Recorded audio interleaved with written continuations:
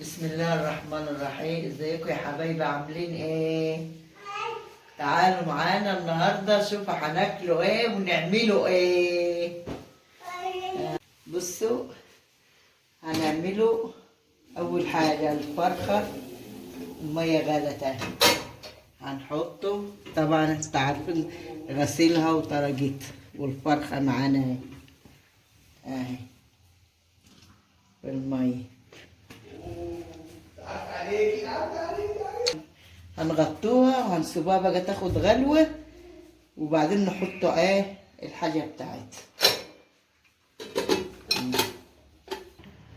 هنعمله رز مسلوق من غير لبن ومن غير اي حاجة، مية تحت غلتها زي مغسول زي الفل قدامكم اهو.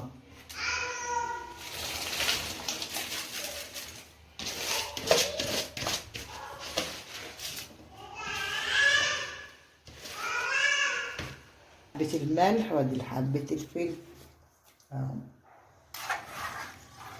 قلبوها كده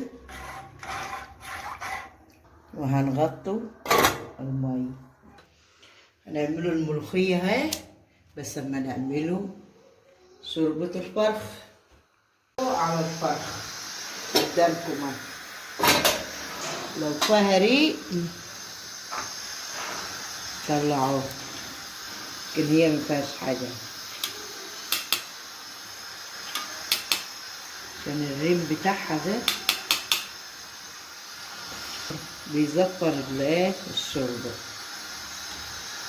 وطلعنا الريم اهو، هنحطه بقى طماطي بصلاية قرن فلفل حراق، جولة حبهاء، شوية كزبرة، ملح، شوية فلفل، كمون.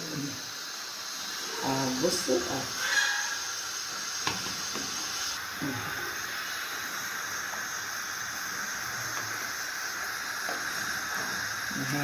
قدامكم وتشربوا بقى احلى حبة شرب. صلوا على النبي، صلوا على النبي يا جماعة. انا بس يا جماعة الرز اهو استوى، حطينا لها حتة سمنة بلدي وحبة زيت ذرة ورقناه، وادي الفرخة اهي حبة شوربة حطيناها عشان الملوخية. الملوخية هنحطوها والشوربة.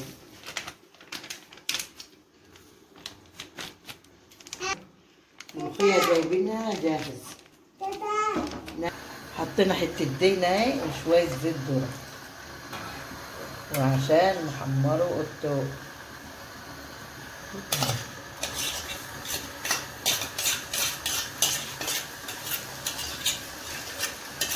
انا وحام من الملوخية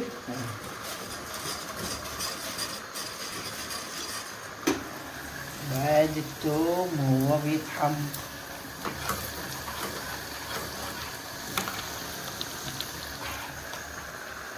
معانا معلقة كزبرة ناشفة كبيرة على التوم يلا ونروحوا ترشين الملوخية. يا حلاوتك يا جمال، خليك لي الحلوين ايه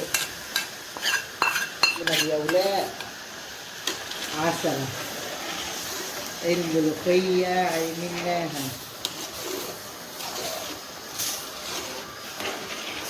لينا النهارده الملوخية والرز والفراخ والشرب.